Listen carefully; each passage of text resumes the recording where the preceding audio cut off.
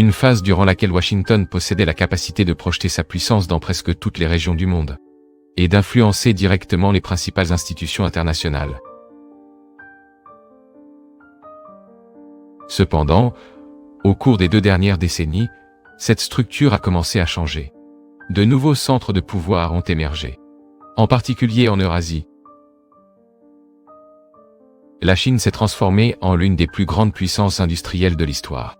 Son économie est devenue centrale pour les chaînes de production mondiales, et sa présence financière s'est étendue à des dizaines de pays.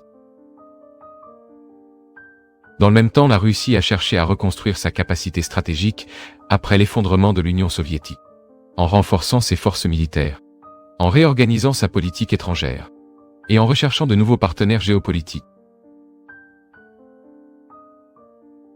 Ce processus a conduit de nombreux analystes à parler d'une nouvelle configuration du pouvoir, un système multipolaire, où plusieurs puissances se disputent l'influence simultanément. Mais cette transition soulève un problème classique de la géopolitique. Comment les puissances établies réagissent-elles à l'émergence de nouveaux rivaux? Historiquement, ce type de moment génère souvent des tensions intenses. Certaines interprétations suggèrent que nous observons quelque chose de similaire aujourd'hui. Une compétition stratégique de plus en plus intense entre blocs de puissance.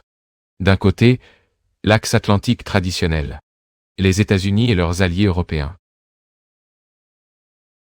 De l'autre côté, un rapprochement croissant entre les puissances du continent eurasiatique, Russie, Chine, Iran, et, dans certains contextes, l'Inde et d'autres économies émergentes.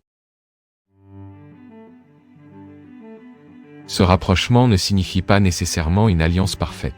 Ces pays ont des intérêts différents et sont souvent en concurrence entre eux. Mais ils partagent une préoccupation commune: éviter qu'une seule puissance domine le système international. Dans ce contexte, un concept géopolitique ancien a retrouvé de l'importance: la théorie du Heartland. Formulée au début du XXe siècle par le géographe britannique Alfred Mackinder, cette théorie suggérait que le contrôle du centre de l'Eurasie pourrait déterminer l'équilibre